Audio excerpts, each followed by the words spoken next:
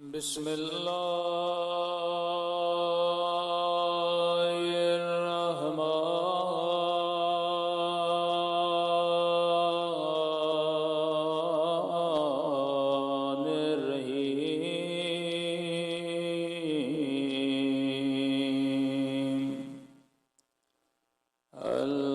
अल्हम्दुलिल्लाहि रब्बिल आलमीन।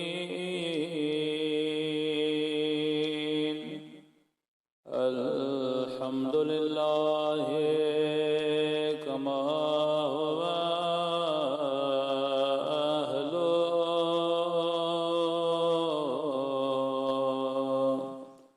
अस्सलातु वस्सलामु अला सय्यिदिल मुरसलीन व खातमिन नबिय्यीन अबिल क़ासिम मुहम्मद अल्लाहुम्मा सल्लि अला मुहम्मद व अला आलिहि तय्यबीन ताहिरीन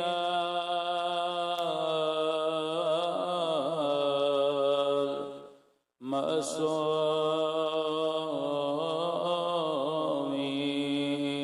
सब मिलके अपने मौला के ज़हूर की दुआ। अल्लाहुम्मा कुल्ले वलीका हुज्जत इब्ने हसन सलवातुका अलैहि व अला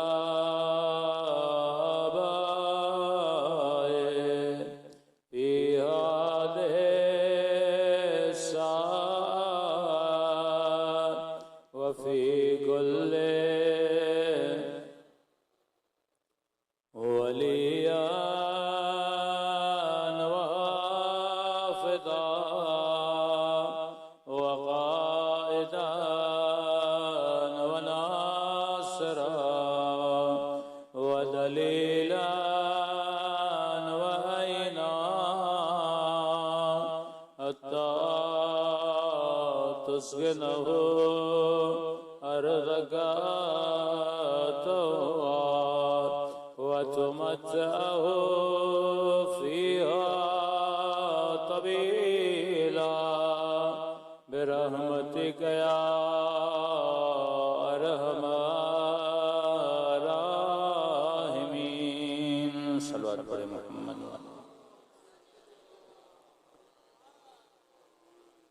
बिस्मिल्लाहिर्रहमानिर्रहीम। रब्बि इश्रह ली सदरी व यस्सिर ली अमरी वहलुल उक़दतम मिन लिसानी यफ़क़हू क़ौली। अम्मा बअद फ़क़द क़ाल सुब्हानहू व तआला फ़ी मुहकम किताबिही बिस्मिल्लाहिर्रहमानिर्रहीम। वमा ख़लक़तुल जिन्न वल इंस इल्ला लियअबुदून। सल्लल्लाहु अलैहि मुहम्मद व आले मुहम्मद।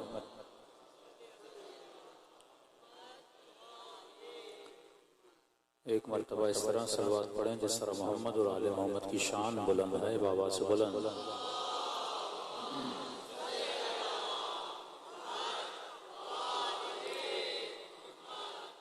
आवाज का माइक थोड़ा ज्यादा करें, खींच रहा है आवाज को। सलवात पढ़े मोहम्मद व आले मोहम्मद।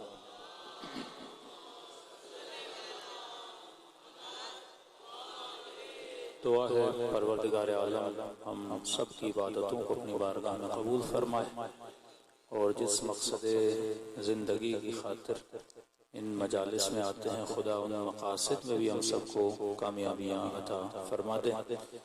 आज क्योंकि सफ़र लंबा था, हम पंजाब से ट्रेवल कर रहे थे तो देर हो गई। कल इंशाअल्लाह 10 से 10:15 के दरमियान मजलिस इंशाअल्लाह शुरू हो जाएगी। सल्लल्लाहु अलैहि मुहम्मद व आले मुहम्मद।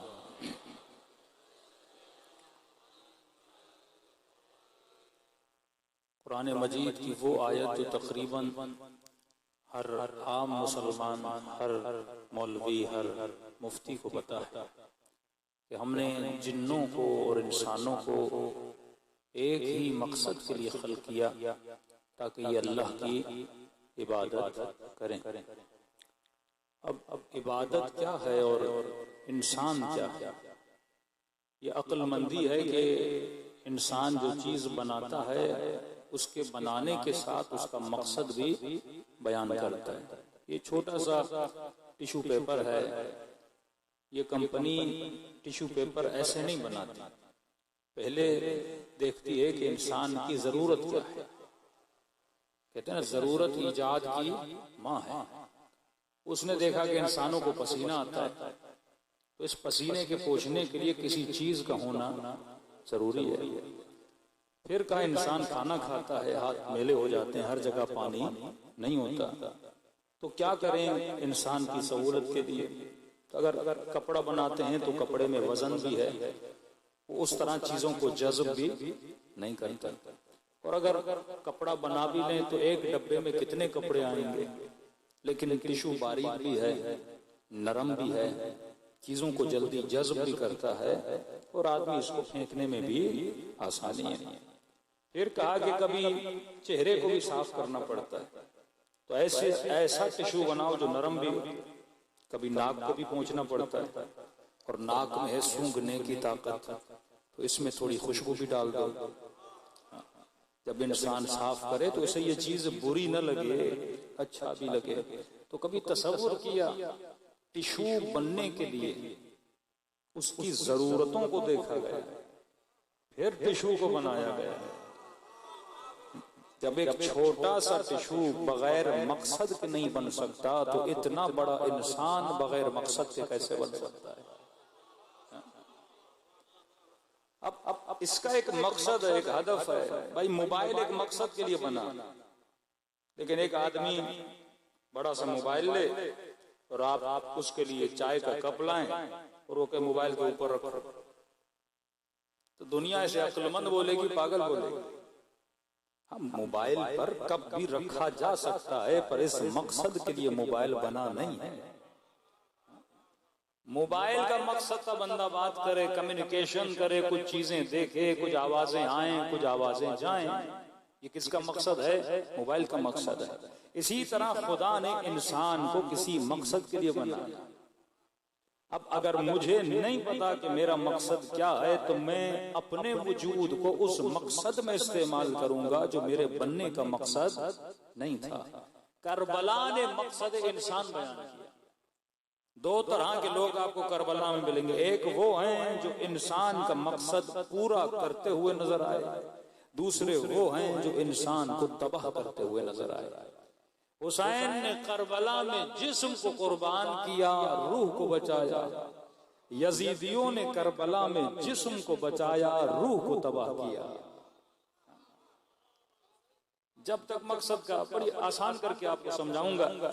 एक तरफ तो बोले इंसान इतना करीम, इंसान इतना बड़ा कि बोला अशरफुल मखलूकात है, मलाइकों से अफजल है। फिर खुदा जब फेंटियां मारने पर आता है तो कहता है उलाइका कल हिमार, ये गधे की तरह है।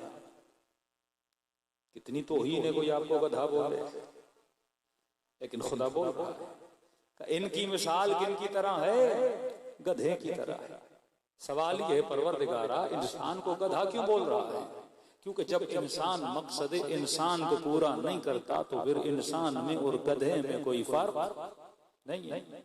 अब थोड़ा सा गधे पे गौर कीजिए, क्योंकि अल्लाह ने बोला है तो मैं जरा उसको खोलना चाहूंगा, और इसी गधे से आप इंसान तक आएंगे और इंसान से गधे तक चले जाएंगे। कहा कि ये इनकी मिसाल ऐसे है जैसे गधा। खुदा गधा किस तरह है? गधे के ऊपर जितनी किताबें रखी जाएं, गधा उन किताबों से कोई फायदा नहीं लेता। मतलब अगर इंसान के घर में कुरान पढ़ी हुई हो, नहजुल बलागा पढ़ी हुई हो, वो उस कुरान और नहजुल बलागा से फायदा न ले तो उसमें और गधे में फर्क इंसान और हैवान क्या है? दूसरी चीज अल्लाह ने गधा क्यों बोला? क्योंकि गधे में सलाहियत नहीं है। तारीफ इंसान समझो, मकसद इंसान समझो। आप सामने गधा रखिए और एक तरफ इंसान की तस्वीर रखिए, जरा जांचना शुरू कर दीजिए कि गधे में और इंसान में फर्क क्या होता है। अब कोई इंसान ये बोले मेरी आंखें बड़ी बड़ी हैं और खूबसूरत हैं, तो गधा सामने से बोलेगा मेरी आंखें तुझसे बड़ी हैं। मतलब आंख का बड़ा होना कमाल इंसानी नहीं है, ये तो गधे की मुझसे ज्यादा बड़ी है। अब फर्क का पता तो चले ना, इंसान और गधे में फर्क क्या है। खुदा जब इंसान को गधा बोले तो किसी चीज की वजह से बोल रहा है ना। अब कोई ये बोले कि क्योंकि मेरे कान बड़े हैं इसीलिए मैं इंसान हूं, तो गधा बोलेगा मेरे कान तुझसे भी ज्यादा बड़े। कोई बोले मेरी जबान बड़ी है इसलिए मैं इंसान हूं, गधा बोलेगा मेरी जबान तुझसे भी ज्यादा बड़ी है। कोई बोले मैं बहुत बड़ा पहलवान हूं इसीलिए मैं इंसान हूं, गधा बोलेगा मेरे अंदर तुझसे ज्यादा ताकत है। इसीलिए जब अली ने खैबर का दरवाजा उखाड़ा तो अली ने जिस्म पे नाज नहीं किया था, फरमाया अली ने जिस्म की ताकत से नहीं बल्कि रूह की ताकत से उखाड़ा।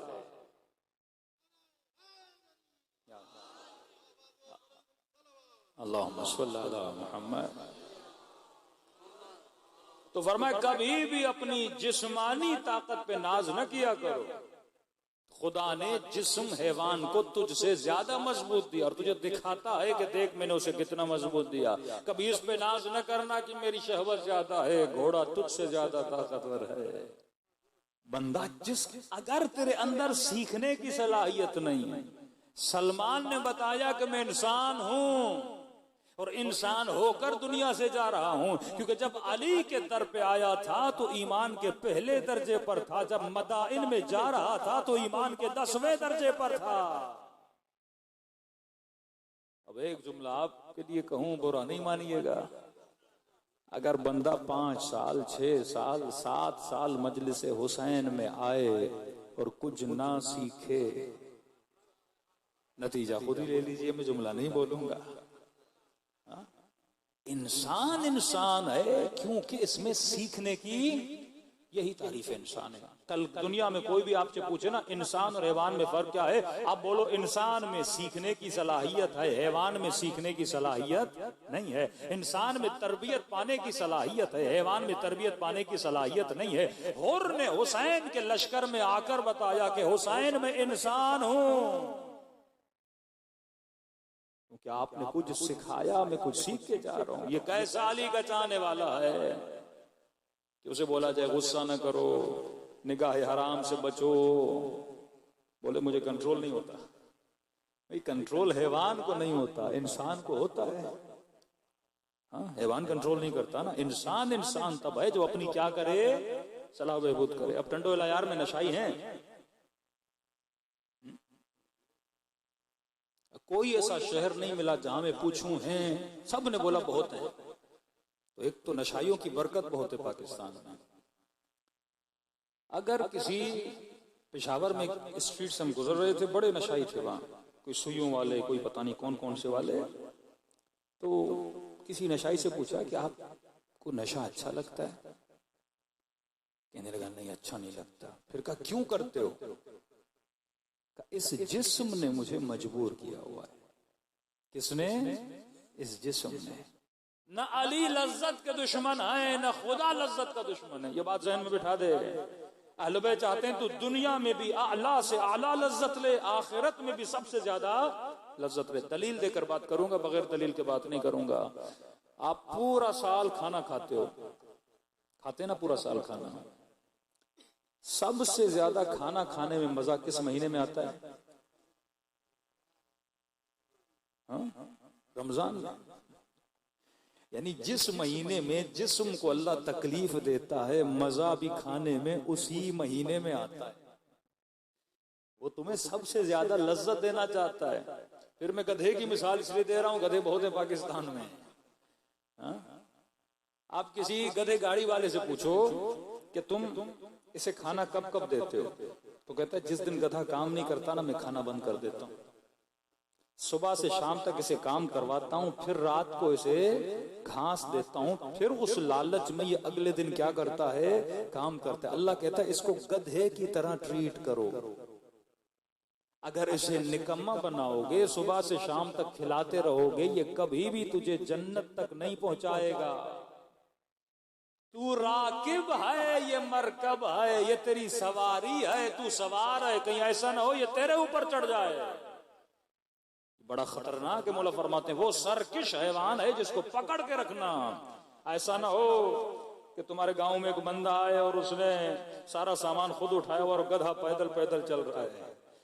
जिस तरह उस पे हंसते हो ना, अपने वजूद पे भी हंसा करो। ये जिस्म तेरी खिदमत के लिए है, तू जिस्म की खिदमत के लिए नहीं है। रोजा तेरे लिए नहीं है, रोजा जिस्म के लिए है, ताकि तू इसे सिखाए कि कब इसने खाना है, कब इसने खाना नहीं खाना। और आला तरीन लज्जत खुदा तुझे अता करता है कि रमजान के सुफरे जितने रंगीन होते हैं, जलेबी रमजान में, पकोड़े रमजान में, कस्टर्ड रमजान में। भाई आज तो तू भूखा रहा, लेकिन जब आप जिस्म को भूख देते हो ना, अब जब इसे खाना देते हो तो इसे आला तरीन लज्जत भी मिलती है। दूसरी चीज, क्योंकि ये कौन बताएगा, जिस तरह टिश्यू पेपर की कंपनी को पता है टिश्यू कैसे बना। कहते अगर तू इस्लामी अहकाम पे अमल करे तो आला तरीन लज्जत दुनिया में भी मिलेगी, आखिरत में मिलेगी।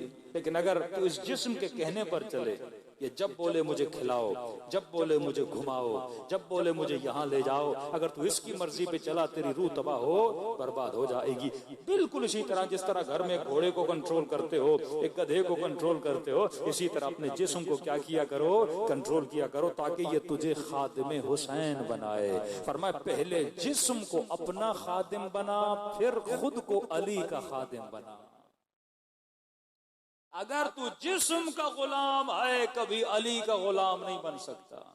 अगर मौला को मौला मानना है, पहले अपने जिस्म के मौला खुद बनो, फिर अली तेरे मौला बनेंगे। लेकिन अगर तू जिस्म का मौला नहीं, जिस्म का आका नहीं, ये तुझे तबाह बर्बाद कर देगा। अब जवानों के लिए अक्सर चेहरे जवानों के नजर आ रहे हैं। फरमाते हम तुझे आला तरीन लज्जत अता करना चाहते हैं, और वल्लाह अगर इस्लामी उसूलों पे अमल करें तो जिंदगी नूर बन जाए। खिलकत का मकसद यानी यहाँ भी मजा वहां भी मजा। सुबह से शाम तक बंदा भूखा रहा, रात को इफ्तारी पे बैठा, आला तरीन लज्जत। खाना वही है जो डेली खाते हो, लेकिन रमजान में सबसे ज्यादा खाने में मजा आता है, क्योंकि तुमने इसको ट्रेंड किया, पूरा दिन इसको उस तरह चलाया जिस तरह तू चाहता था, तेरी रूह चाहती थी। अब जब इसे खाना दोगे, इसे मजा भी मिलेगा और इतनी भी करेगा। काए जवान, इसी तरह आंखों को भूखा रख, जिस तरह पेट को भूख देते हो ना, अब जब खाना मिलता है तो मजा आता है। आज मुआशरे में तलाक क्यों है? आज लोग शादियां करने के बाद भी अपनी बीवियों से मुतमईन क्यों नहीं? कभी सोचा है? क्योंकि हम आंखों को भूखा नहीं रखते। जब आंख किसी को देखना चाहती है, हम फौरन इसे वो दे देते हैं, जिसके नतीजे में इस दिल के अंदर एक हसरत पैदा होती है। बंदा जवान हुआ, आंखों ने कहा कि कुछ देखूं, कभी मोबाइल पे, कभी मूवी पे, कभी फिल्म में, कभी गली कूचों में लोगों के नामूस को देखता रहा। अब इसके दिल में हजारों तस्वीरें आ गईं। जब हजारों तस्वीरें आई तो हजारों चाहतें आई। भाई एक बंदा जिसने पूरी जिंदगी दाल खाई है, उसे क्या पता मुर्गी क्या होती है। लेकिन जो ईरान गया और चिलो कबाब खा के आया तो यहाँ के गुन गाएगा ना, ईरान में चिलो कबाब मिलता है। अब दूसरे को बताया, वो कहेगा मैं भी ईरान जाऊंगा और चिलो कबाब खाऊंगा। जो अरबईन पे नहीं गया उसे क्या पता, जो आया उसने का मौकफ पे मछली भी थी, गोश्त भी था, तो पहले मछली का फिर हुसैन का सोचेगा। हाँ, कई लोग हैं जो अरबईन के खानों की तारीफें करते हैं, हुसैन की जियारत की तारीफ नहीं करते। तो किसके लिए जा रहा है? ऐ जिस्म के पुजारी, जिस्म को खाना देने अरबईन न जा, रूह को गजा देने के लिए अरबईन न जा। बंदे को कंट्रोल ना हो ना, हवसबाज बन जाता है। बिल्कुल आपको प्रैक्टिकल एक एग्जांपल दे रहा हूं। जब दीन समझोगे, जब समझोगे रोजा रूह के लिए नहीं है, रोजा जिस्म के लिए, इसको कंट्रोल करने के लिए है। अल्लाह ट्रेनिंग देता है, जिस्म को कंट्रोल कर, फिर खाना खाने में मजा आएगा। आंख को कंट्रोल कर, फिर देखने में मजा आएगा। अब आपने देखी हजारों तस्वीरें, हजारों अदाकाराएं, हजारों फिल्में, हजारों औरतों को देखा। अब जब शादी हुई, पहली रात घूंघट हटाया, ज़ौजाए मोहतरमा का चेहरा देखा, फौरन जहन में आया इसकी आंखें अच्छी नहीं, फला की अच्छी थी, इसका ना कैसा है, फला जैसा होता, उसी दिन बीवी की मोहब्बत दिल में नहीं आएगी, क्योंकि तेरे अंदर हजारों हसरतें मौजूद हैं। एक मोमिन कह रहा है मौलाना आज तो ये आलम हो गया, फेसबुक पे देखते हैं फिर बीवी को देखते हैं कि अच्छी नहीं लगती। मैं कैसे लगेगी जब तू हजारों हसरतें पैदा करेगा। तेरे सामने दाल ला के कोई रख दे और टीवी पे तू मुर्गे और चरगे देखे तो दाल से तो वैसे ही तेरा दिल खट्टा हो जाएगा ना। तो मौला फरमाते हैं जिस्म महदूद है, इसकी लज्जत महदूद है, तो क्यों हजारों चीजों को देख रहा है जबकि जिस्म की जरूरत वो हजार नहीं है, एक है। भाई पेट तो दाल से भी भर जाएगा ना, अगर ये तू सोचे कि पेट में 600 ग्राम खाना जाता है, इसमें जो भी डालूं हलाल डालूं, पेट में गंदुम जाए, पेट में जौ जाए, पेट में बिस्किट जाए, पेट में केक जाए, पेट में तो भर जाना है ना। ये हवस तेरे दिमागी फतूर का नाम है। पेट तो दाल से भी भरता है, कद्दू से भी भरता है, गोश्त से भी भरता है, ये तेरी हवस है। मकसद ये होना चाहिए पेट भरना है और हलाल से भरना है। मकसद ये नहीं होना चाहिए मुझे हजार रंगों से अपने पेट को भरना है।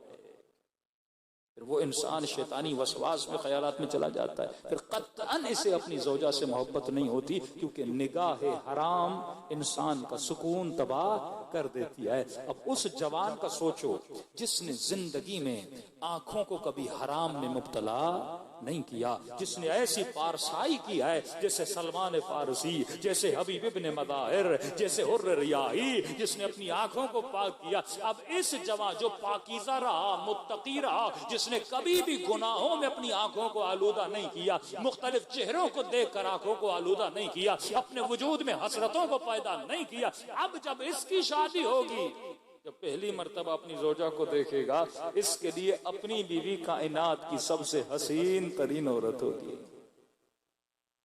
आज वाकई तलाक़ें हो रही हैं इसीलिए लोगों की हुस्न ज़ाहिरी की वजह से। पहले जमाने में हमारे बुजुर्ग बताते हैं कि मौलाना पहले इतनी मियाँ बीवी में मोहब्बत होती थी कि अगर शोहर मर जाता था पता लगता था 6 महीने के बाद बीवी भी मर गई। अब तो मरने पे खुशियां मनाई जाती। क्यों इतनी मोहब्बतें होती थी?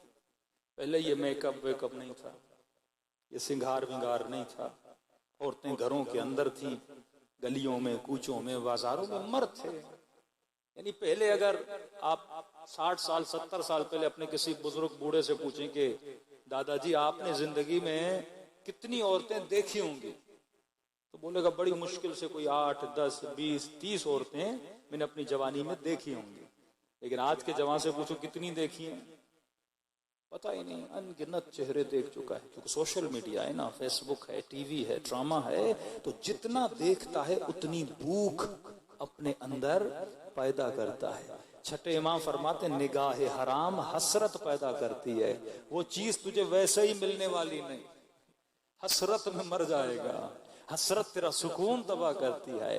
दूसरी चीज, पहले खवातीन इतना मेकअप नहीं करती थी। पहले मेकअप होता था शादी करने के बाद, सिंगार जिसे बोलते हैं ना। अब मसलन उसने किसी लड़की को देखा, पसंद किया, शादी की, अब जब देखा तो वो सिंपल थी, उसने कोई मेकअप नहीं किया हुआ था।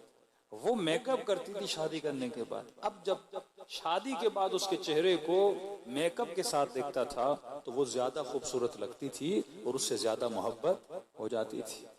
आजकल हर खातून शादी की पहली रात वाला मेकअप करके घूम रही है। यानी वही मेकअप जो शादियों में किया जाता है वो रोज करके घूमती हैं टीवी पर, सोशल मीडिया पर। अब जब इस जवान की उससे शादी होगी, वो कहेगा इसमें कोई नई चीज तो है ही नहीं, ये तो रोज करके मुझे खुद को दिखाती थी। तो दिल में क्या पैदा हुई? भूख खत्म हो गई, हसरत और पैदा हो गई। हलमिन मजीद, हलमिन मजीद, और खूबसूरती पे पैसा खर्च करता जाएगा, लेकिन कभी इस बीवी का चेहरा मुतमईन नहीं करेगा। मुतमईन वही रहता है जो अली की सीरत पे रहता है। दीन तेरे वजूद में सुकून पैदा करता है। जब समझो कि तेरे रूह की डिमांड क्या है, तेरे जिस्म की डिमांड क्या है। आज सबसे बड़ी गलती हम ये करते हैं, हम जिस्म की ख्वाहिश को रूह की ख्वाहिश समझते हैं और रूह की ख्वाहिश को जिस्म की ख्वाहिश समझते हैं। एक छोटी सी मिसाल दूंगा ताकि आपको समझ में आ जाए। आज थोड़ा मुख्तसर पढ़ूंगा क्योंकि वक्त बहुत हो चुका है। मौला फरमाते हैं कभी भी बड़े बड़े सुफरे न लगाया कर। तेरा सुकून खत्म हो जाएगा। कभी भी बड़े बड़े सुफरे, बस एक ऐसा सुफरा जिस पे 10 खाने पड़े हों, करना बैठा करो, तेरा सुकून तबाह हो जाएगा। ये बहुत बारीक पॉइंट है अमीरुल मोमिनीन का, क्योंकि लामहदूद ख्वाहिश करना ये हर इंसान के अंदर है। नबी, इमाम, वली, कोई फासिक हो, कोई फाजिर हो, कोई जालिम हो, सब के अंदर एक ही ख्वाहिश है कि हमें ज्यादा से ज्यादा मिले। फर्क यह है कि हुसैन कह रहे थे ज्यादा से ज्यादा अल्लाह की मोहब्बत मिले, यजीद कह रहा था ज्यादा से ज्यादा दुनिया मिले, लेकिन ख्वाहिश एक ही है, क्योंकि ये ख्वाहिश रूह की है। हुसैन को पता था कि ये ख्वाहिश रूह की है, यजीद समझ ही रहा था कि ये ख्वाहिश किसकी है। जिस्म किसको मैं कल खोलूंगा, क्योंकि छोटा छोटा करके इसको समझाऊंगा तो आपकी समझ में आएगा। मिसाल दे रहा हूं, आपकी ख्वाहिश है कि आप हसीन मंजर देखो, आपने दोस्त से कहा कहाँ जाए, उसने कहा कश्मीर चलते हैं। आप गए, बड़ा खूबसूरत है कश्मीर, देख के वापस आए। पहले कहोगे कश्मीर जाऊं, क्योंकि अभी तक तुमने हुस्न देखा नहीं है। टंडोला यार में, उस सिंध में यहाँ ग्रीनरी है नहीं, पता चला कश्मीर बड़ा सरसब्ज है, आप कश्मीर चले गए। जब देख के वापस आए तो उस हुस्न ने तुझे मुतमईन नहीं किया। अब दोस्त से कहा कश्मीर से भी कोई खूबसूरत जगह है, मतलब ज्यादा से ज्यादा। कहा यूरोप चलते हैं, स्विट्जरलैंड। अच्छा, चले गए, वहां पूरा स्विट्जरलैंड घूम लिया, वापस आए। अब कहा यार स्विट्जरलैंड से भी कोई ज्यादा खूबसूरत है। मौला फरमाते हैं दुनिया का कोई हुस्न तुझे मुतमईन नहीं करता, क्योंकि तू हुस्न को यहां ढूंढ रहा है, हुस्न यहां है ही नहीं। ये ख्वाहिश तेरे आंखों की नहीं, तेरे जिस्म की नहीं, ये ख्वाहिश तेरे रूह की है, क्योंकि रूह लामहदूद है।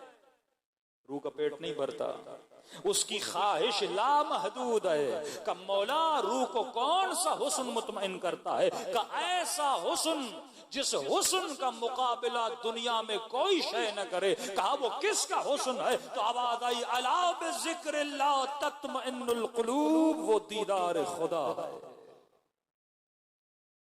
अगर तू समझ ले, किसी जवान से पूछा, मैंने कहा नौकरी करते हो? कर नहीं। कितनी तनख्वाह हो तो राजी हो जाओगे? बोला ना 2 लाख हो तो बहुत है। चलो आपको 2 लाख दिला दी। 2 साल के बाद पूछो कि गुजारा नहीं हो रहा, 4 हो तो बेहतर है। 4 कर दोगे, फिर 6 साल के बाद पूछोगे, कहेगा 8 हो तो बेहतर है। आज तक दुनिया का कोई अमीर देखा जो कहे इनफ? एक दिखा लो मुझे। एलन मस्क ले लो, माइक्रोसॉफ्ट का मालिक ले लो, दुनिया के अमीर तरीन जो अरबपति लोग हैं ना, वो भी मुतमईन नहीं होते। कहते हैं और ये जो और की ख्वाहिश है ना, ये इंसान का अपना कसूर नहीं है, ये ख्वाहिश रूह की है। रूह कहता है मुझे ज्यादा से ज्यादा चाहिए। अब वो ज्यादा से ज्यादा मैं दुनिया में ढूंढता हूं, बल्कि दुनिया में मुझे कभी मिलने वाला है ही नहीं। अहले बैत को पता था रूह को क्या चाहिए, तभी अहले बैत हमेशा मुसल्ले पे नजर आते थे, क्योंकि रूह की ग़ज़ा जिक्र परवरदिगार आलम है।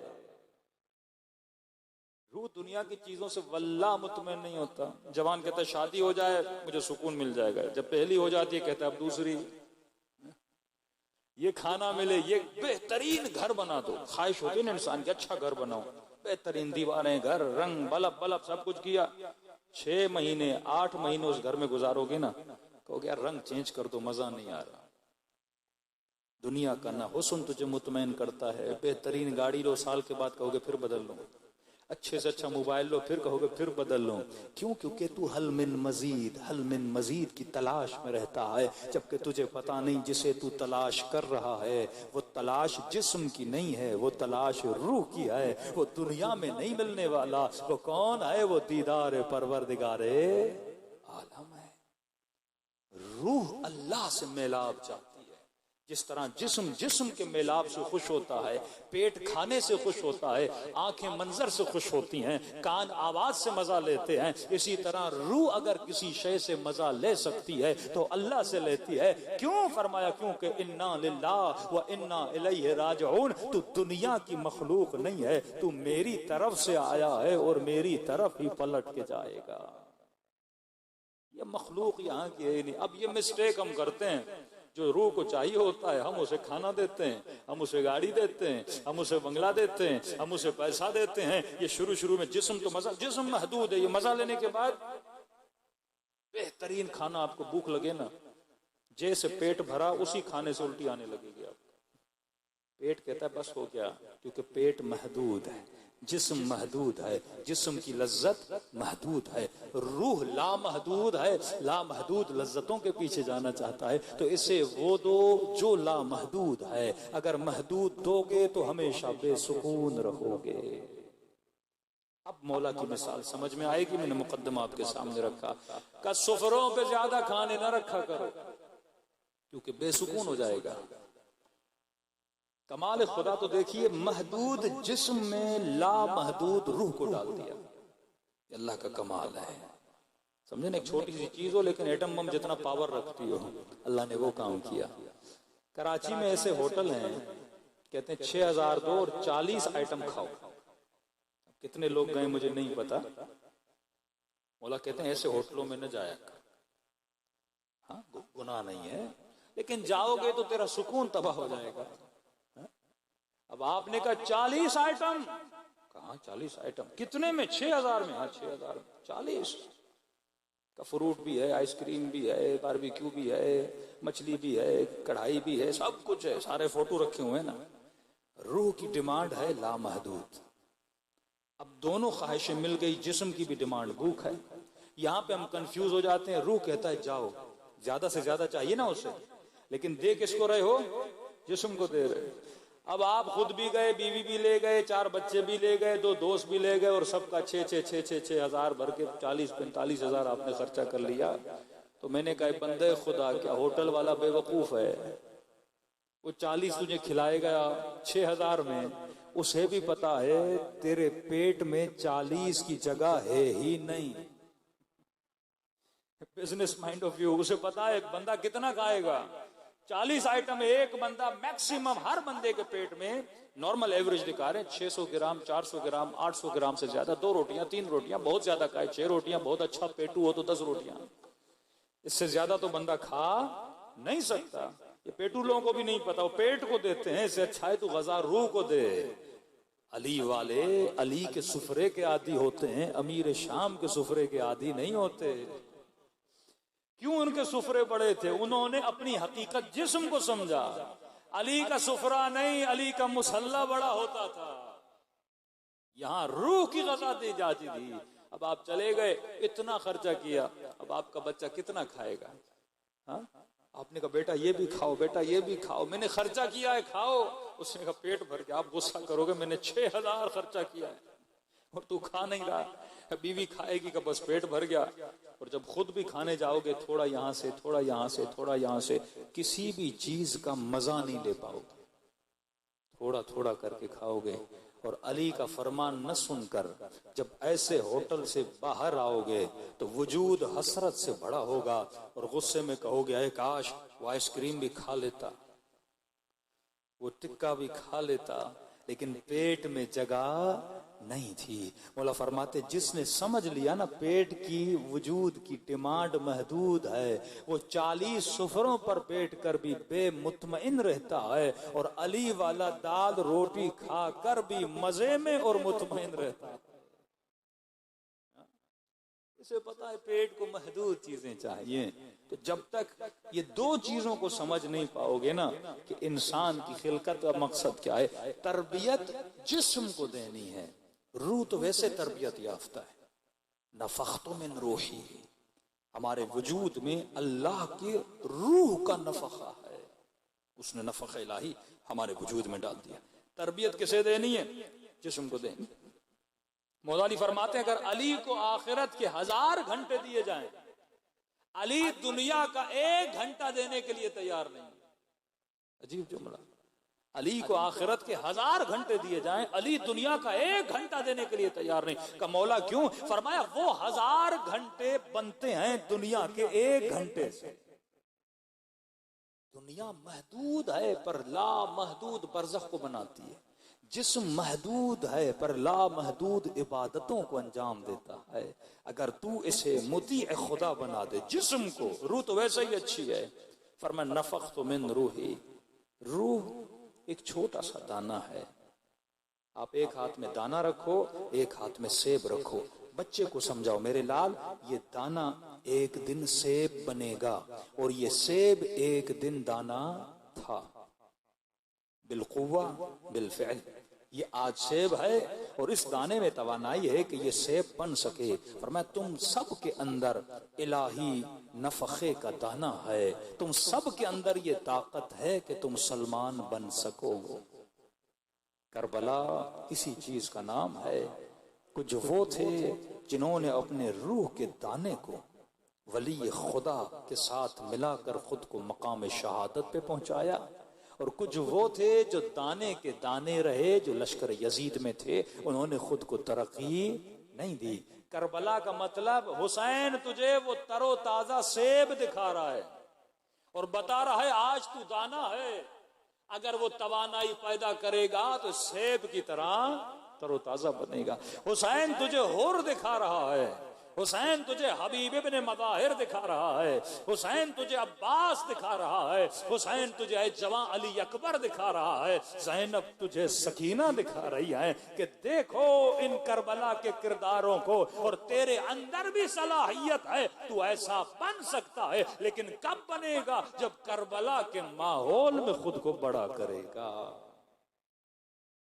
सिंध की सरजमीन से आम की गुठली ले जाओ कनाडा, क्या आम वहां आम बनेगा? नहीं। गुठली में ताकत है, जमीन में तवानाई नहीं। आम उसी जमीन में बनेगा जो सिंध की जमीन हो। क्यों? क्योंकि यहाँ माहौल है, वो गर्मी है, वो हवा है, वहां बर्फ है, वहां ठंडक है। तो जब एक सेब का दाना, आम की गुठली बगैर जमीन के आम नहीं बन सकती, तू कैसे अली वाला बन सकता है जब तेरे घर में अली के घर का माहौल ना हो? एनवायरमेंट इंसान को बनाता है, माहौल इंसान को अली वाला बनाता है। अच्छा, 40 में ऐसा क्या है? कभी सोचा है? बंदा सिंध का, पंजाब का, यूरोप का, यूके का, कनाडा का 40 आते हैं, सारे लोग मोमिन बन जाते हैं। ऐसा माहौल इमाम हुसैन वहां क्रिएट करता है। हर बंदे के अंदर कुर्बानी का जज्बा। यही अरब हैं, दूसरे दिनों में जाओ इनका हाल देखा करो, लेकिन 40 में ऐसी खिदमत करते हैं। वो कहता है मेरे घर आ, वो कहता है मेरे घर, वो कहता है मैं तेरे कपड़े धोऊं, वो कहता है मैं तेरे पांव दबाऊं। एक अजीब मंजर कि एक अरब था, उसके घर गए, उसने बेटे को कहा वो सामान ले आओ, नया नया सामान। बैग खोले, नए नए कंबल, नई नई चादरें, नए नए तकिए, नए नए बर्तन, नए नए जग, नए नए कप। तो कहा घर में और भी सामान, आप हमारे नया सामान क्यों खोल रहे हैं? तो ये नया मैंने अभी नहीं खरीदा, ये बहुत कब का खरीद के रखा हुआ है। का क्या मतलब? का ये मेरी बेटी का जहेज है, मैं चाहता हूं सबसे पहले हुसैन के जाहिर बेटी के जहेज को इस्तेमाल करें। जब ये घर जाए तो इसकी जिंदगी में हुसैन की खुशबू आए। किसके अंदर ये जज्बा है? और 40 में ऐसा जज्बा क्यों आता है? क्योंकि वहां का माहौल ऐसा है। मतलब बंदा 6-7 दिन 40 में जाता है, कितना बदल जाता है। अगर यही माहौल हमारा पूरा साल रहे तो हम सलमान बने या न बने? माहौल है। 6 दिन 40 के 40 को न देखा करो। उलमा फरमाते हैं 40 हुकूमत इमाम जमाना की एक झलक है कि जब हजरत महदी ज़हूर करेंगे तो पूरी दुनिया का माहौल वही होगा जो 40 में तुझे नजर आता है। रंग, नस्ल, ज़बान सबका नाचता और रिश्ता हुसैन वाला होता है। ये नहीं कि तू कहाँ का है, तू कहाँ का, नहीं, हम सब हुसैनी बन जाते हैं। कहा ये नहीं अजब है, अजम है, अरब है। तू खातिमे हुसैन है, तू ज़ाइरे हुसैन है। वहाँ निस्बतों को देखा जाता है, वहाँ घरों को खोला जाता है, वहाँ कोई प्यासा है उसे पानी पिलाया जाता है, कोई भूखा है उसे खाना खिलाया जाता है। और बंदा जैसे पाकिस्तान में आता है अपने एसी के रूम में टांग पे टांग रख के सो जाता है। इसके लिए कोई फर्क नहीं पड़ता किसी देहात में कोई बंदा भूख से मर रहा है, कोई सैलाब से तबाह हो रहा है। नहीं, मैं अपने घर में सुकून से। लेकिन ये जज्बा अरबईन में नहीं होता। लोग अपने घरों के दरवाजों को खोलते हैं। यहाँ किसी ने घर का दरवाजा खोला और गरीबों को बोले आ जाओ मेरे घर में सो। नहीं, हम कहते तुझे टेंट लेकर देते हैं, तू दरिया के किनारे लगा, एहसान करते हैं तेरे ऊपर, तू वहां सो जा। अरबईन में कोई बोलता है ऐसा? कहता नहीं, मेरे घर आ, मेरे बेड पे सो जा, मेरे घर का पानी पी, मेरे घर के बर्तन में खाना खा। ये जज्बे ईसार अरबईन में है। यहाँ पाकिस्तान में क्यों नहीं? क्योंकि अरबईन का माहौल यहाँ नहीं है। इमाम ज़माना लोगों की जिंदगी ऐसे बना देंगे।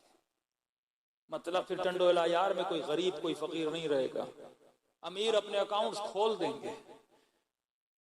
वही माहौल मदीने में था। लोगों ने असहाब सुफा के लिए अपने घर खोल दिए थे। अंसार जब आए लोगों ने अपने घरों में रिहाइश की। सीगे उखुवत वहीं से जारी हुआ। सब एक दूसरे को अपना भाई बनाओ, अपने घरों में लोगों को जगह दो।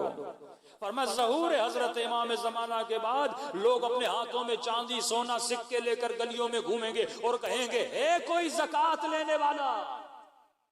कोई ज़कात लेने वाला नहीं होगा।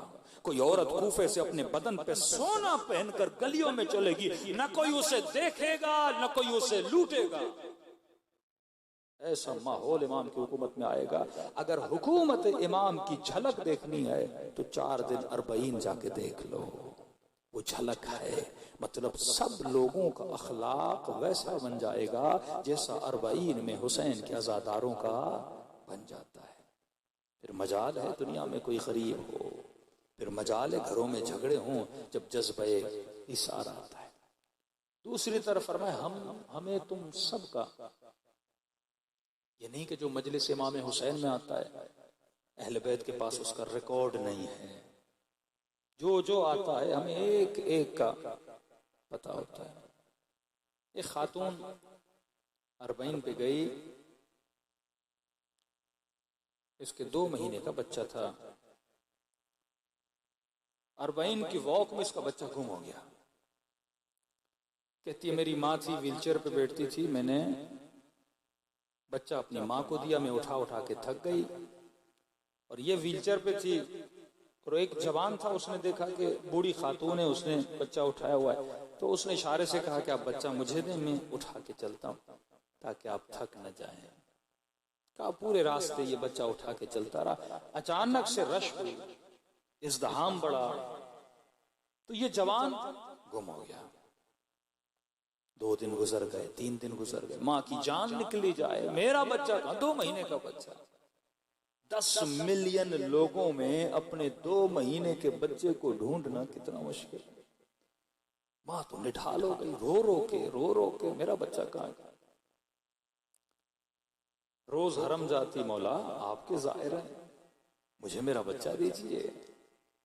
जहाँ लोग गुम होते हैं वहां गई, कोई खबर नहीं, कैसे ढूंढे। 2 महीने का बच्चा। कहती हारा में अबुल फजल अब्बास के बाहर बैठे थे, इसकी एक सहेली थी, उसने कहा वो व्हीलचेयर एक पड़ा हुआ था, कहा ये व्हीलचेयर आपकी वालदा का नहीं था? हाँ ये तो व्हीलचेयर मेरी वालदा का है। उस व्हीलचेयर के साथ एक अरब खातून एक बच्चे को दूध पिला रही थी। कहती आगे बढ़ी और जैसे व्हीलचेयर को उठाना चाहती उसकी निगाह इसके बच्चे पे पड़ गई। अब 2 दिन से तड़पती हुई माँ ने जैसे बच्चे को देखा, ये चीख उठी, ये तो मेरा लाल है, ये तो मेरा बच्चा है, ये तो मेरा जिगर है। और उस अरब को कहा बच्चा, उसने फौरन बच्चा दिया। कहा आपके पास क्या कर रहा है? कहती अरबईन के शुरू होने से पहले मैंने ख्वाब में हजरत अब्बास को देखा। गाजी अब्बास ने कहा कि खातून हमारा 2 महीने का एक मेहमान है, तुमने 3 दिन उसे दूध पिलाना है। मैंने हजरत अब्बास से कहा, मौला मैं मेहमान नवाजी करने के लिए तैयार हूं। वो कहाँ है 2 महीने का मेहमान? का डेली मेरे हरम जाया करो, तुझे वहां पे मिल जाएगा, और डेली उसको वहीं ले जाया करो। कहती मैं रोज आ रही थी, क्योंकि ख्वाब में हजरत अब्बास को देखा ना कि कहाँ है वो 2 महीने का मेहमान, कहाँ है।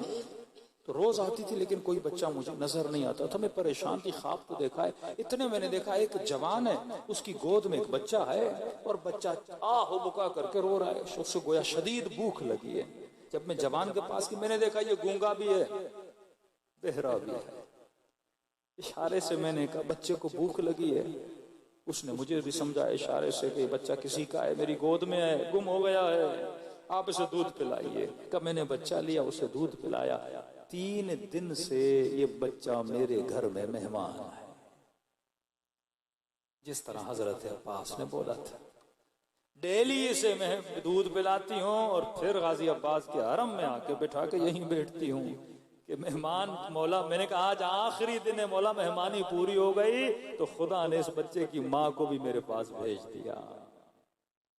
ये क्या पैगाम पहुंचाता है कि तुम मत समझो कि हम तुमसे गाफिल हैं। करामत इंसानी कितनी तुम्हारे अंदर है। अगर मजलिस हुसैन में आए, वल्लाह अपनी तरबियत न करें तो मजलिसों का फायदा नहीं। ये कुरान की आयत है, उलाइका कल हिमार। हैवान अपनी तरबियत नहीं कर पाता, इंसान तो कर पाता है। मौला अली के चेहरे पे लाब दहन फेंकी गई। अली खड़े होकर बताते हैं कि अली वो होता है जो अपनी तरबियत करे, अपने गुस्से पे कंट्रोल करे। हाँ? अगर जवान अपनी आंखों पे कंट्रोल न करे तो समझो अगर तुम्हारे अंदर तरबियत की सलाहियत नहीं। अब्बास से अलमदार ऐसे तो नहीं बनते ना। हुसैन इब्न अली, आज हजरत इब्राहिम भी सब्र हुसैन को देखकर बोल उठा कि हुसैन जितना सब्र तो इब्राहिम के अंदर भी नहीं है। ऐसे तो खुदा किसी को हुज्जत खुदा नहीं बनाता ना। अब्बास अलमदार। करबला में 2 लोग थे, एक तरबियत याफ्ता कमाल इंसानी वाले, दूसरे जो हैवानियत के दर्जे से भी गिरे हुए थे। अली असगर की शहादत के बाद इमाम हुसैन ने दुनिया पे वाजे कर दिया कि हुसैन का मुकाबला इंसानों के साथ नहीं था, हुसैन का मुकाबला हैवानों के साथ था। क्योंकि इंसान जब गिरता है तो हैवान से भी ज्यादा गिर जाता है। 2 मुहर्रम शिमर ने कहा कि खेमे हटा दिए जाएं। कहते हैं हजरत अब्बास ने तलवार निकाली और लकीर खींची। जलाल अब्बास मशहूर था, गैज़ और गज़ब अब्बास मशहूर था। कहते खून हजरत अब्बास की आंखों में भर आया। तलवार निकाली, कि अगर किसी में जुर्रत है तो लकीर को पार करके देखा। जब तक अब्बास है किसमें जुर्रत के खेमों को हाथ लगाए।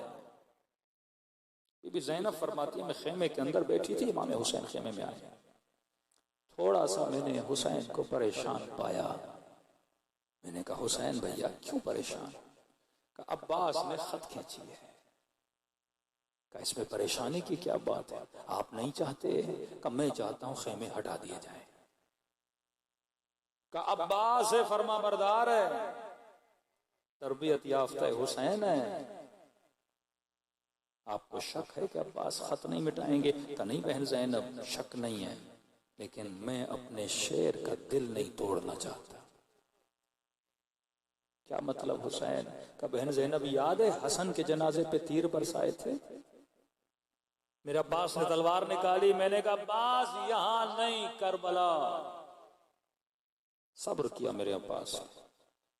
याद है जब दरबार में मुझसे बेअत लेने आया, उसने बदतमीजी करके आवाज बुलंद की थी। अब्बास जलाल में आए तो कहा का हुक्म दे इसके सर को कलम करो। मैंने कहा अब्बास यहां नहीं करबला।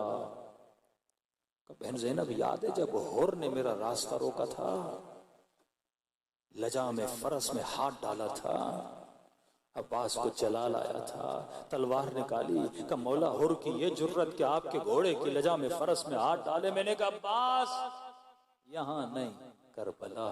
का बहन ज़ैनब अब तो करबला भी आ गई, अब किस तरह अब्बास को रोको? मुझे खौफ है कहीं अब्बास अंदर से टूट न जाए। जहां जहां हुसैन का मसला पेश आता था, सैयदा ज़ैनब आगे आती थी। कहा हुसैन आप घबराइए नहीं, मैं खुद अब्बास से बात करती हूँ। बोला चले गए, फिजा को भेजा, जाओ अब्बास को बुला के लाओ। फिजा कहती है मैंने क्या देखा, गाजी अब्बास नहर फरात के किनारे पे खड़े हैं, गैज़ो गज़ब, माथे पे पसीना, आस्तीनें चढ़ी हुई और हाथ में तलवार, और दुश्मन को ललकार रहे हैं, किसी में जुर्रत आगे आए। इतने में फिजा ने आवाज दी, अब्बास ने मुड़ के देखा, खयाम हुसैनी से कनीज की आवाज आई, इशारा किया वहीं खड़ी हो जाओ, ऐसा ना हो यहाँ नाम महरम है, कोई मेरी बहन की नाम सुन ले। फिजा कहती है मैं खड़ी हो गई, हजरत अब्बास ने आना शुरू किया। अब जब आ रहे थे तो मैंने देखा आंखों में खून भरा हुआ, माथे पे पसीना, आस्तीनें चढ़ी हुई। का जी अम्मा फिजा, आकाज़ादी ज़ैनब बुला रही है, तरबियत देखना। का जैसे सुना ना बीबी ज़ैनब का आकाज़ादी कहा, अब्बास ने आस्तीनों को सीधा करना शुरू किया, माथे का पसीना पोंछा, तलवार को नयाम में डाला। थोड़ी देर खड़े हुए कि आंखों की सुर्खी चली जाए, गुस्सा गजब ठंडा हो जाए, और का खेमे के सामने ऐसे खड़े हो गए जैसे 7 साल का बच्चा खड़ा हो जाता है। एक ही लम्हे में बंदा इधर और उधर, क्योंकि गैज़ और गजब और जलाल अब्बास के कंट्रोल में। जब चाहते हैं तो जलाल में आते हैं, जब चाहते हैं तो सब्र करते हैं, जब चाहते हैं तो तलवार निकालते हैं, जब चाहा तो तलवार को नयाम में डाल दिया। अली हैं और औलाद अली हैं, ये तरबियत याफ्ता घराना है। दुनिया किन बहसों में पड़ी है कि अली को भी मानो, अली के दुश्मन को भी मानो। हम न तारीख में जाते हैं न हिस्ट्री में जाते हैं, बात तरबियत की और बात इंसान की है। अली ने माशरे को हसन और हुसैन दिए, दुश्मन अली ने माशरे को यजीद दिया। यजीद अपनी तरबियत से बता रहा था कि मेरी तरबियत किसने की है। हुसैन अपनी तरबियत से बता रहा है कि मेरा तरबियत करने वाला कौन है। माशरे को कैसे पता चलेगा? तो सिर्फ मौला अली नहीं, हुसैन ने माशरे को अली ज़ैनुल आबिदीन दिया, हुसैन ने मुआशरे को अकबर दिया, हुसैन ने मुआशरे को अली असगर दिया, हसन ने मुआशरे को कासिम दिया। अहले बैत के दुश्मनों ने वो कौन सा फर्द तरबियत करके मुआशरे को दिया है? ये पूरा घराना तरबियत याफ्ता और कमाल इंसानी पर फायज इल्म हो, हिल्म हो, सखावत हो, सब्र हो, शुक्र हो, इबादत हो। आज बच्चों से पता चलता है ना कि बाप कैसा था, तरबियत से पता चलता है ना मुरब्बी कैसा था। अहले बैत के घराना उठाकर देखो। अब्बास खड़े हो गए, कहा आकाज़ादी कोई काम था? बीबी ज़ैनब ने कहा पास अंदर आ जाओ। का जैसे खेमे के अंदर के जैसे तू नमाज में दो जानू अदब लगा के बैठता है, इसी तरह गाजी अब्बास बैठ गए। का जी आकाज़ादी, का मेरे शेर सुना है तूने लकीर खींची है? का जी आकाज़ादी किसमें जुर्रत जो आपके खेमों की तरफ देखे, किसमें जुर्रत जो मेरे हुसैन के खेमों को उखाड़े। का अब्बास मैं जानती हूं तेरा गुरूर है, तूने दुश्मन को ललकारा है, तूने दुश्मन को धमकी दी है अब्बास, लेकिन देखो हुसैन ये चाहते हैं कि खेमे हटा दिए जाए। मैं समझती हूँ अब्बास तेरा गुरूर है, तू खेमे में बैठ जा, मैं अकबर को भेज देती हूँ, मैं ओनो मोहम्मद और कासिम को भेजती हूँ, वो लकीर हटाएंगे, खेमे हटा देंगे, न तुझे दुश्मन का सामना करना पड़ेगा, न उनके ताने सुनने पड़ेंगे। अब्बास बात को समझ रहे हो? कहते हैं अब्बास से अलमदार खड़े हो गए, फरमाया आकाज़ादी अकबर क्यों जाएगा, जब हुसैन को नहीं पसंद मैं खुद जाके खींची हुई लकीर को मिटा दूंगा। दुश्मन के ताने क्या होते हैं, अगर हुसैन की रिजा है तो अब्बास उसी पे राजी है। ये फलसफा करबला है, रिज़न बिरिज़ा व तस्लीमन ले अमरे ला मअबूद सिवाक या गियासल मुस्तगीसीन। आज तू किसको राजी कर रहा है? अगर जिंदगी में हर वो काम करूं जिससे मेरा इमाम राजी, मेरा खुदा राजी, फिर देखो खुदा कौन सा मकाम अता करता है। इस बहस को मैं कल खोलूंगा ताकि आपको समझ आ गए कि फिक्र हुसैन और फिक्र यजीद क्या थी, फलसफे हुसैन इब्न अली क्या था कि जिंदगी अल्लाह ने तुझे दी, अल्लाह को राजी करो। तेरे इमाम की निगाहें तेरे ऊपर हैं। हुर ने हुसैन को राजी किया और हुसैन ने मौला खुदा को राजी किया। तभी सरे हुर जब इमाम हुसैन की गोद में था तो उसके माथे पे वो रुमाल बांधा जो सैयदा जहरा ने अपने हाथों से सिया था। फरमाते हैं सैलाब के नतीजे में हुर का जनाजा कब्र से बाहर आ गया। कई सालों के बाद वक्त के बादशाह ने देखा, तब जाके पता चला ये हुर है। देखा जख्म वैसे के वैसे। सालों के बाद उसे पता था कि हुसैन इब्न अली ने हुर के माथे पे सैयदा जहरा के हाथों का सिया हुआ रुमाल बांधा था। कि जब हुर का सर देखा ना, सचमुच एक रुमाल बंधा हुआ था। बादशाह ने कहा ये बीवी की निशानी है, मैं उतार के रख लेता हूं। कहते जैसे उसने रुमाल उतारना चाहा तो हुर के माथे से खून आना जारी हो गया। वो समझ गया जो चीज हुसैन ने जहां बांधी है उसे उतारने का हक नहीं है। ऐसे करीमों के मानने वाले हो। कई मौजज़ात हैं अरबईन के, सैकड़ों लोगों के हाजतें लोगों की रवा हुई, ज़ियारतें लोगों को इमाम हुसैन की हुई। ये दुनिया महदूद है, इसकी ख्वाहिश महदूद है, आखिरत ला महदूद है, और उसको कमाने के लिए रूह को ला महदूद ताकतों से नवाजो। जिस्म थक जाता है पर रूह कभी थकती नहीं है। अरबईन की वॉक पे जाओगे ना, छाले पड़ जाते हैं। जिस्म कहते हैं आराम कर आराम कर, लेकिन रूह कहती है मुझे कब्र हुसैन तक पहुंचना है। रूह कभी मुतमईन नहीं होती।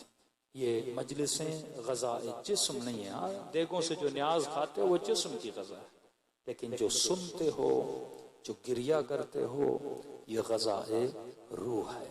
इससे रूह को तस्कीन मिलती है। फरमाए जो खुलूस दिल से मौला हुसैन को सलाम करे, खुदा उसे सवाब ज़ियारत हुसैन नसीब करता है।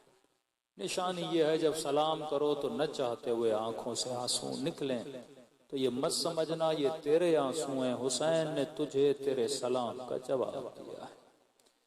दिलों को करबला लेकर चले और सलाम करें इन हस्तियों पर जिन्होंने इंसानियत के मकाम को उरूज अता किया, करामत इंसानी को हदफ जिंदगी बनाया। सब मिलकर अस्सलाम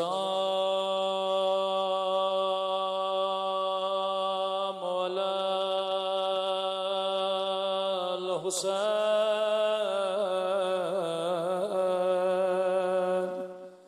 व अला अली इब्न हुसैन। सब मिलके व अला औलाद हुसैन व अला अस्हाब हुसैन। सब मिलके अस्सलाम अला हुसैन व अला अली इब्न व अला औलाद।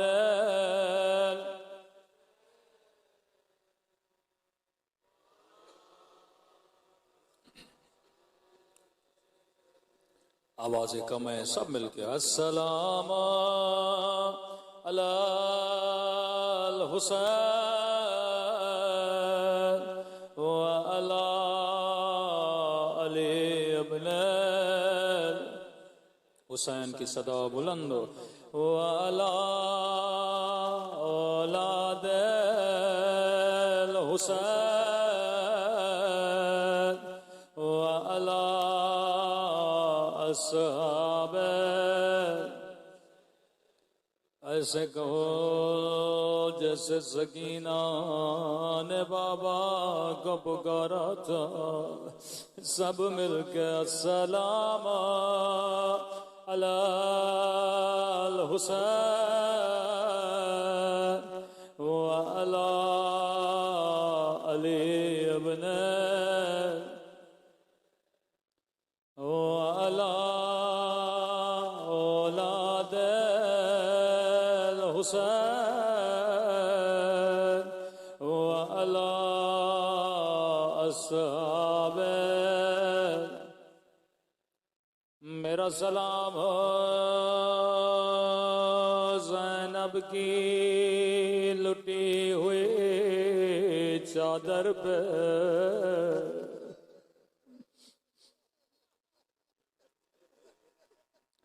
अल्लाह तेरी माओ बहनों की चादरों की हिफाजत करे। आयतुल्लाह शिरादी कहते हैं अगर कोई शिया इतना सुने ये इसके रोने के लिए काफी है कि अली की बेटी और शराबी का दरबार। अल्लाह सबको शाम में नन्ही सी कब्र सकीना की जियारत नसीब कराए। मैं एक मर्तबा शाम गया हूँ, जब शाम के बाजार से गुजरा मैंने ज़ैनबिया में बीबी ज़ैनब को मुखातब किया।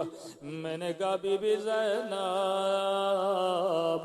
आज का शरीफ भी इस बाजार से नहीं गुजर सकता। मुझे नहीं पता अली की बेटी उस बाजार से कैसे गुजरी होगी। मुहर्रम में हर नोए खां का नोआ सुनते हो, लेकिन कभी कभी इमाम ज़माना का नोआ भी सुना करो। ज़ियारत नाहिया इमाम ज़माना का नोआ है, सुनेंगे कैसे मसाइब पढ़ते। रो के फरमाया मेरा सलाम उन जख्मी कलाइयों पे जिन्हें पसे गर्दन बांधा गया था।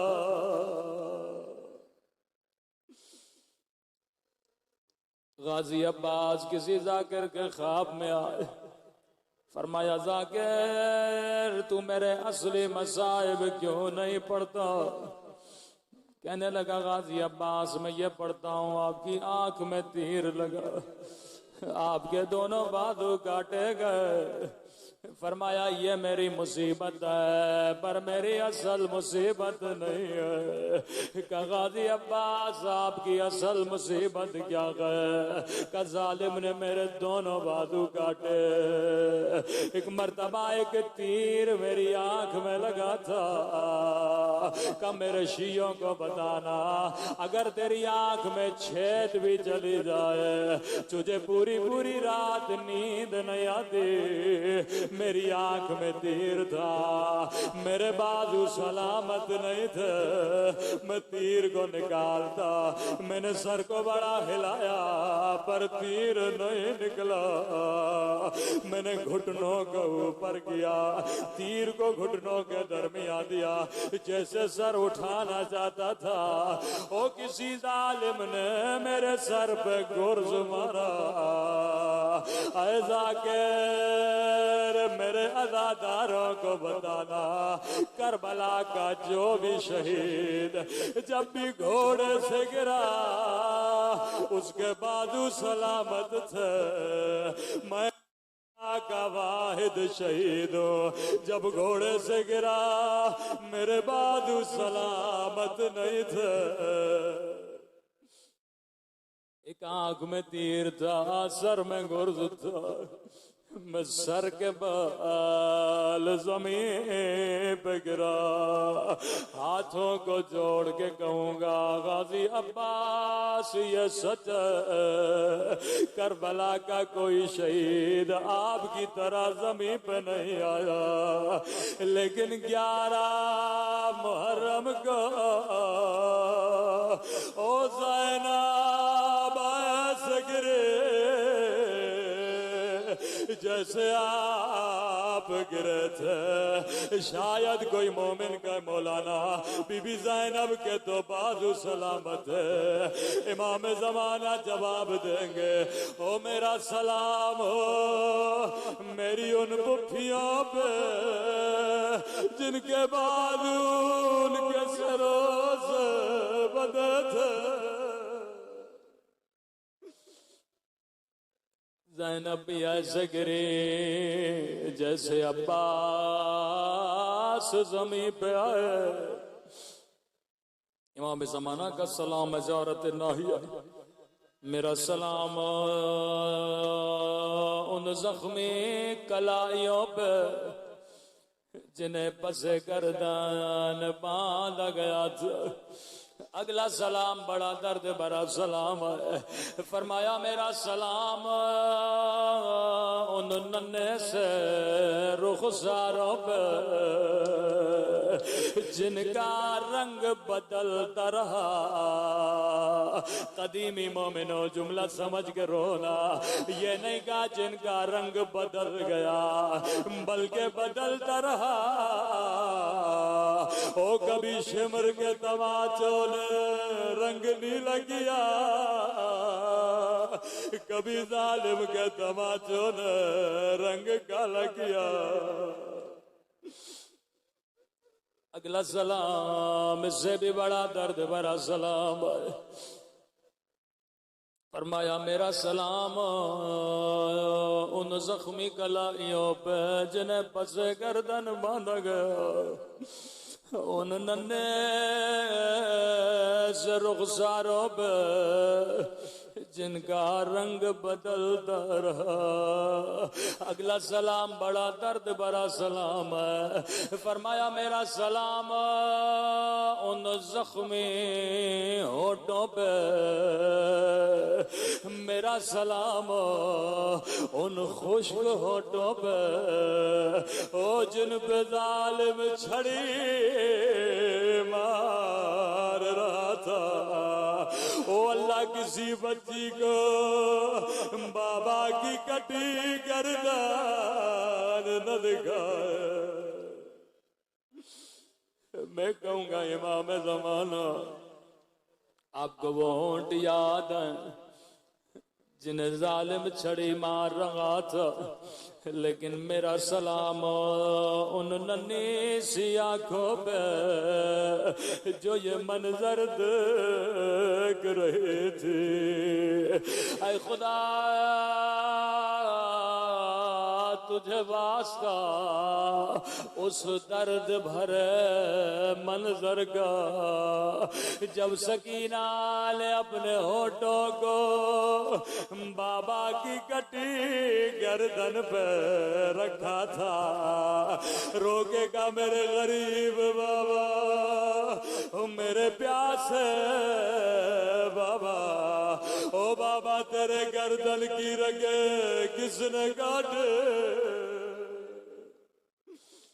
बीबी ज़ैनब फरमाती हैं जब मैं मकतल में पहुंची मैंने क्या देखा, नन्ही सी बच्ची ने अपना सर बाबा की कटी गर्दन पे रखा। मैंने सकीना को उठाया, मैंने कहा सकीना तूने बाबा को कैसे पहचाना? बदन या सर से पहचाना जाता है या लिबास से पहचाना जाता? सकीना बाबा के बदन पर लिबास भी नहीं, बदन पे सर भी मौजूद नहीं। कहती है पुप्पी अम्मा जब मैं मकतल में आई मुझे कहीं बाबा नजर नहीं आया। मैंने कहा बाबा तेरी दुखियारी बेटी आ गई। बाबा जब से यतीम हुई हूँ किसी ने मुझे भरोसा नहीं दिया। ओ बाबा शिमर ने मुझे तमाचे मारे, ओ बाबा जालिम ने मेरे दुर छीने। ऐसे में कटी हुई गर्दन से आवाज आई इलाहिया इलाहिया, ओ मेरी यतीम बच्चे बाबा के सीने में सो जा। ऐ खुदा तुझे सकीना की यतीमी का वास्ता, तुझे मौला हुसैन के जख्मी होठों का वास्ता, तुझे आज के रोने का वास्ता हम सबको कब्र के रोने से महफूज फरमा, हम सबको क़यामत के रोने से महफूज फरमा। ए खुदा हम सबको आक़िबत बखैरी नसीब फरमा, हमारे मौला और आका इमाम का ज़हूर फरमा, हम सबको मौला के आबान व अंसार में शरीक फरमा। जो मोमिनीन बानियान मजलिस के मरहूमीन परवरदिगारा उनके बरज़ख के सफ़र को आसान फरमा। गुलाम मुस्तफ़ा साहब की वालदा बीमार हैं और हाफिज़ हुसैन अहमद साहब बीमार हैं, खुदा इन दोनों को शफ़ाए कामिला आजिला नसीब फरमा। इस मजमे में हाज़रीन में जिसकी जो जो परेशानियाँ बिहक़्क़ मुहम्मद व आले मोहम्मद, खुदा उन सब की परेशानियों को दूर फरमा। हम सबको ज़ियारत बा मारिफत इमाम हुसैन नसीब फरमा। गुनहगार आँखों के इमाम ज़माना की ज़ियारत नसीब फरमा। हम सबको इमाम ज़माना के आवान और अंसार में शरीक फरमा। रब्बना तक़ब्बल मिन्ना इन्नका अंतस समीउद दुआ।